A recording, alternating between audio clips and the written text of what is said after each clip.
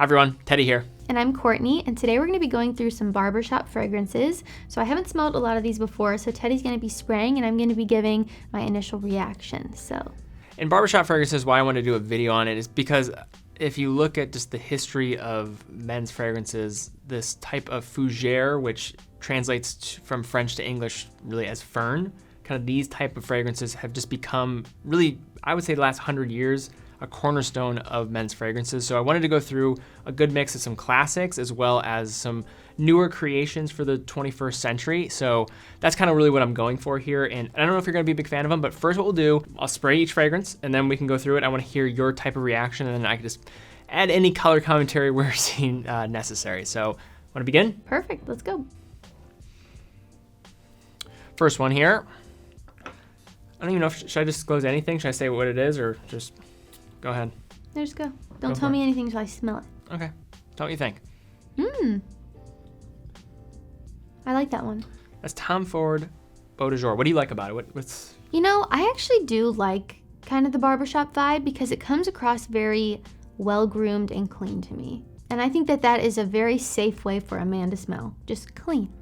And this, unlike a lot of barbershop fragrances that I've smelled, this is a newer fragrance. And it kind of does smell not as aged as some other fragrances that we're going to smell here. And you're thinking about kind of the classic, I would say, kind of familiar types of notes that you're going to find in barbershop fragrances.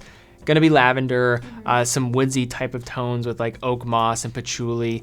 That's really where I see most barbershop fragrances, and you're kind of getting into like these fougères are really going to embody. This has all of that, and I would say is more of a clean, simplistic type of approach for like the 21st century when you're dealing with that lavender note, which is very strong off the top. You kind of get that sleepy thing, which is honestly not what I need right now. I honestly need a nice slap in the face, yeah, but more coming. So yeah, what are your thoughts? You like it? I really like it, and I think it really does smell like a barbershop. It smells like aftershave or shaving cream, just what you would picture in your head when you think barbershop. Okay, and at the end, how about this? Favorite, least favorite, you can rank them at the end. Sure, yeah. Let's do it. But I like that one, I really like it. Okay, cool. And I love the bottle, I think it's super cute. Yeah, it's classic. Yeah. Really cool. Next, so this, all I'll say, probably the most unique one you're gonna smell. And I don't know what you're gonna think of it. Let's let you smell it, and you decide. Oh, it's interesting. It smells like something on fire. Yeah. It's like burning. Well, it's called Burning Barbershop. Would you believe that? So this is from DS and Durga, and it was really cool. They do a very nice job of kind of developing a story around their fragrances. So they kind of mapped this out and stated that this was kind of created to emulate a burning barbershop in like New York in like the late 19th century, and like all their shaving tonics and like everything was just burning. And this is what it smelled like, you know? You know, I think they nailed it. I really think they nailed it. It's very interesting and unique. I like it, but I'm not sure how, like if I could picture this on someone's skin all day. Like, it's a certain type of vibe, right? Yeah. And one thing I'll say about it is if you like smoky fragrances, so this has classic type of fougère elements. You get the lavender, vanilla, lime, mint, a lot of these type of freshness that comes with this barbershop scent. But then you get this burnt oil note, which is very strange, but I think it works in this combination and I actually like it. I wear it, I've been wearing it, quite a bit. Yeah, and it kind of smells like that burning oil is kind of like putting a little cloud around all the other fragrances. You can kind of smell them in there when you really, take a little dive into the strip, but it is kind of masked by that burning smell, which, kind of encapsulates the story they're trying to tell. It makes a lot of sense. I like the bottle a lot, too. And so if you don't like smoky fragrances, not gonna be for you, don't even try it. But if this sounds interesting to you, if you like just a classic fougère, but then you want something that has like this smoky type of undertone, not like an incense, it's a little bit different. It's kind of more of a burning smell. A lot of people talk about by the fireplace, that fragrance. Similar type of smokiness, I would say, to what you're gonna get here. Yes. Really think about that. But interesting, again, I think probably gonna be the most unique fragrance that you're gonna smell here on the lineup today. Very unique. I like it. Okay, I know you're familiar with this I already brand. can tell what that is from the bottle. You can tell from the bottle, but let's just get your reaction here. Struggling. Nice spray. You like that? Yeah. I'm a professional now. Ooh. Okay. I like that. I like that a lot. Acqua di Parma Colonia Club. This, very similar to the Tom Ford that we looked at.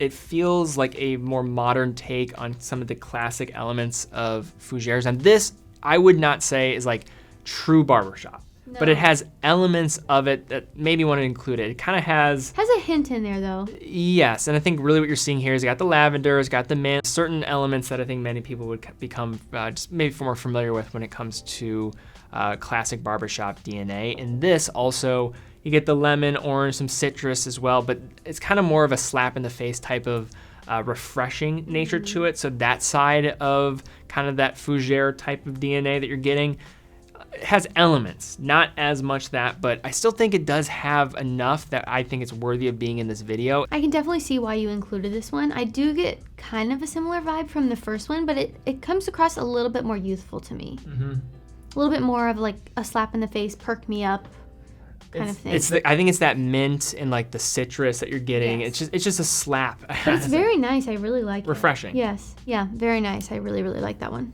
All right, interesting. Ready for our next one? Okay, our next one is a brand that I think you're also gonna be able to recognize from the bottle here. Yep. There you go.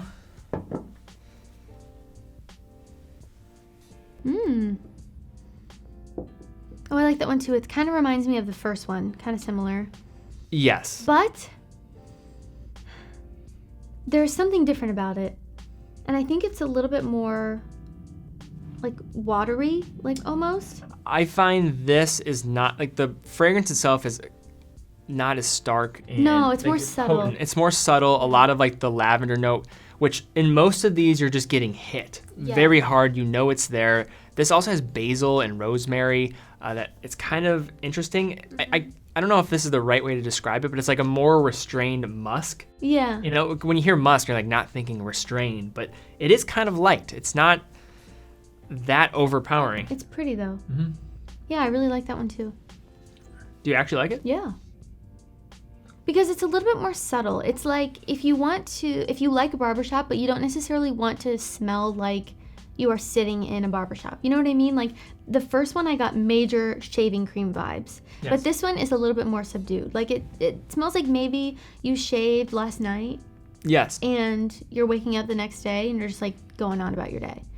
Maybe you didn't shower, but it smells good. It's very refreshing. Yeah. It's safe. It's easy way to kind of get into this type of DNA of fragrance. And I also will say performance maybe not as good as some of these other ones. As you can kind of tell, it's a tad more faint. That's not a byproduct, I think, of them just like holding back. It's more of just, I think, of the complexion of the fragrance itself and what is being chosen here. It's lighter in its approach. No, I like that. It smells like a really clean, fresh guy. I'm interested to see your ranking. Yeah, you know what? I've liked these a lot more than I thought I was going to like them. More than the classics? Probably more than the classics. Oh, more than the classics, for sure. Because you were surprisingly open there, too, so this is good. Ready for second to last one? Yep. So this is... Actually, I can't tell you that. I almost cheated. Gotta let you smell it first.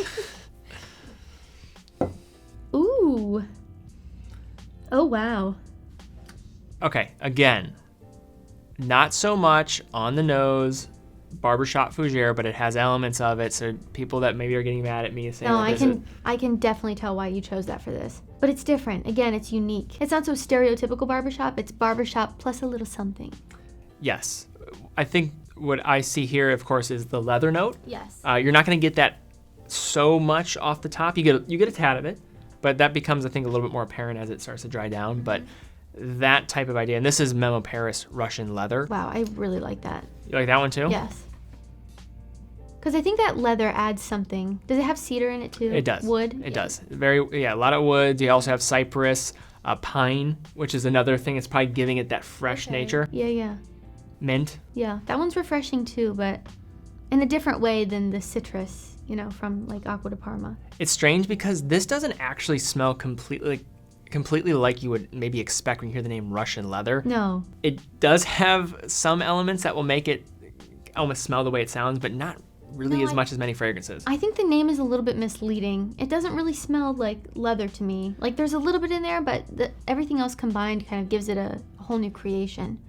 Yeah, and this was another way of kind of using that fougère backbone, and then how can you build upon it, or like kind of reinvent how that can be approached. And again, a lot of these I find as taking the classics and trying to build on top of it with kind of more wearable type of DNA as you kind of move forward into, I would say, more modern wearing type of circumstances. That's really what I think I wanted to go for here. So Really like that one too. But with that said, we have one more. Moment of truth. Well, all good things must come to an end. No. Not a fan? Oh no, this smells like a 90-year-old. This is classic No. Azzaro Pour Homme 70s, 80s powerhouse fragrance. Let's That, go. my friends, is why you do the modern twist on some of these, because this smells so outdated. See, I don't think that smells as outdated as some other classic fragrances, like compared to some of I the classic. believe it. Like, Yeah, We did that video looking at classic fragrances. for sure. To me, not as much. But I get what you're saying at. It kind of has that like 70s, 80s type of feel to it. It smells exactly like when this was released, to be honest with you. But Yeah, not good. lavender, you get oak moss, leather, vetiver, amber, lemon. So I get a little citrus off the There's top a little as well. licorice in there, maybe? Yeah, so that is the anise. That you're probably getting a little bit of that nature to it. I hate anise. My mom makes anise cookies every year. Amazing baker. Love her. Great cookies, but the smell of anise in the house, That's what you're getting horrible. here.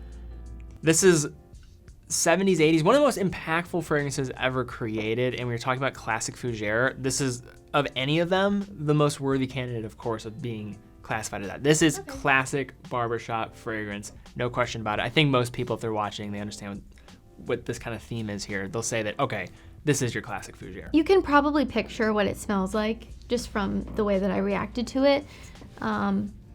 Yeah, very, very classic. It's like Tom Ford, but more classic. Like, just old school type of barbershop. I mean, there were just so many like fragrances like following this style back then too. I mean, I think I like Paco Rabanne, Pour Homme. I think about this. Like these really dictated a lot of this era, and I know that this is all falling very short. It smells like the way that the Terminator looks. That was a decade later, Okay. like 80s. The first one, yeah, Yeah. 80s. It smells like the 80s to me. Is it ranking time? Yeah. Ranking But I already know. Favorite and least favorite. I already know. Let's build the suspense. Let's do it. Okay. So it's pretty obvious that my least favorite is this one. Azzaro Pour Homme. By far, not even close. That is the oldest on the table here. Was it that bad, or is it just because the competition was so good? I think that's what it was. In comparison to the rest, it's a far last for me. Do I like it in general? No. I would never choose that. I would never pick that out for you to wear. I would not necessarily think a guy wearing that smells maybe the best. But it's up to you. If you like old school barbershop, totally wear it. But in comparison to the rest of this list, to the rest of this wonderful list, that is a far last for me. Okay. Now, what's your favorite? Now, I don't think I could legitimately pick a favorite. I really couldn't, Honestly, but you have to because that's part of the rules here. Honestly, this is tough because I really liked the rest of them. If you were wearing any of these, I would think that you smell amazing. But surprisingly, I think my favorite is this one. Really? Yes. It's so unique. I mean, I just love it. I just absolutely love that one. Let me smell it on your skin. Amazing. That smells so good. It's a nice fragrance. Yeah, it's a beautiful, unique fragrance. I really, really like that one. But I really also like the rest of them too. Yes, you have. This one is very different. Yes. I would say my tie for second would be between these three. Okay. Yeah. This is just a different type of approach. By far, the most unique on the table, without question. 100%. It's just so different than the rest. All five. I mean, honestly, I like all six. You do? But I do agree that that's my least favorite of all. Azzaro Pour Homme.